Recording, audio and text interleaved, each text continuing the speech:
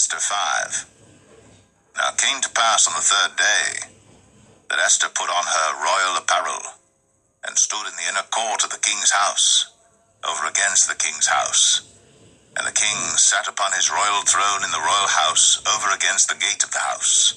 And it was so, when the king saw Esther the queen standing in the court, that she obtained favor in his sight. And the king held out to Esther the golden scepter that was in his hand. So Esther drew near, and touched the top of the scepter.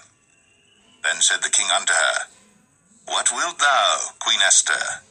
And what is thy request? It shall be even given thee to the half of the kingdom. And Esther answered, If it seem good unto the king, let the king and Haman come this day unto the banquet that I have prepared for him. Then the king said, Cause Haman to make haste, that he may do as Esther hath said. So the king and Haman came to the banquet that Esther had prepared. And the king said unto Esther at the banquet of wine, What is thy petition? And it shall be granted thee. And what is thy request? Even to the half of the kingdom it shall be performed. Then answered Esther, and said, My petition and my request is, if I have found favor in the sight of the king, and if it please the king to grant my petition, and to perform my request, let the king and Haman come to the banquet that I shall prepare for them, and I will do tomorrow as the king hath said. Then went Haman forth that day joyful and with a glad heart. But when Haman saw Mordecai in the king's gate, that he stood not up nor moved for him, he was full of indignation against Mordecai. Nevertheless Haman refrained himself.